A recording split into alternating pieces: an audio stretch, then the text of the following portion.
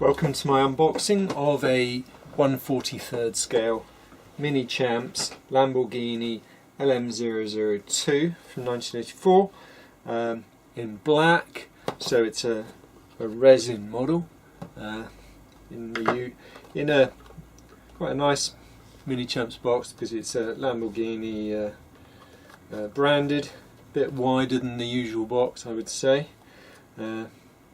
Anyway, let's slot that out, and there's no back bit because the back bit is in this part of the box.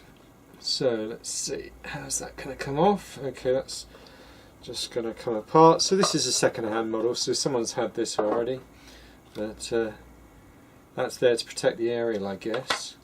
I'm not sure why particularly, but usually you just have the car mounted on the bottom. Anyway, so let's see what we've got. So unscrew that.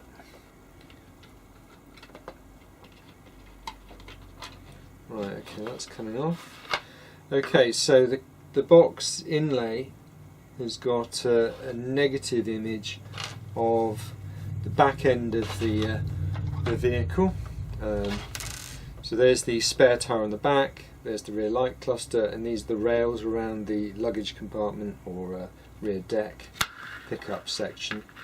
So right, let's get on to the model.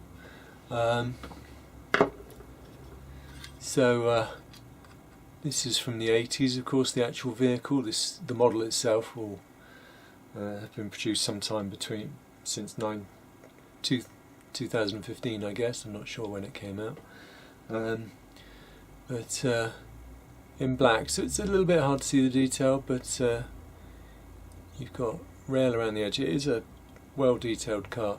I mean, this is a clumsy-looking vehicle because it's super functional. No real styling at all. It's just flat surfaces, boxy, all around the driver and passenger. And you'll notice how far apart the driver and passenger are, just like a Hummer H1, the military original Hummer. And this configuration of the model, it is a four-seater. I think they were all four-seaters, actually, not a five-seater. Individual rear seats in the back. You can just about see them in there, the sports seats. Maybe this way is better. Yeah, there we go. Okay, so you've got some detail in there. Again, because it's a low production vehicle, the interior is very simple, not all of these moulded plastic pieces. It's much more to do with wood and leather and just sections. But there we go, let's see from the back. So this model doesn't have mud flaps, which is my preference. I don't know if these ever came with mud flaps, I don't know. You've got a nice Lamborghini logo on the spare tyre cover there, or the spare wheel cover rather than the tyre cover, I guess. Big rear exhaust pipes. Because of course, oh look at that, you've got separate pipes running all the way down. That's unusual for any car, really. Because this has obviously got the V12 from the Countach and 5.2 Quattrovalvole, so quite a beast of an engine. You've got there we go, very simple. Round headlights just bunged in, nothing fancy there. Okay, but huge, great Pirelli Scorpion tyres, particularly for the desert. So it's just a shame that the Lamborghini brought out the new Urus, and rather than making it an out-and-out capable off-roader, surely Lamborghini should be trying to produce the best off-roader rather than the best on-road tall vehicle that has four-wheel drive, which the Urus arguably is. It's a tall vehicle with a lot of ground clearance.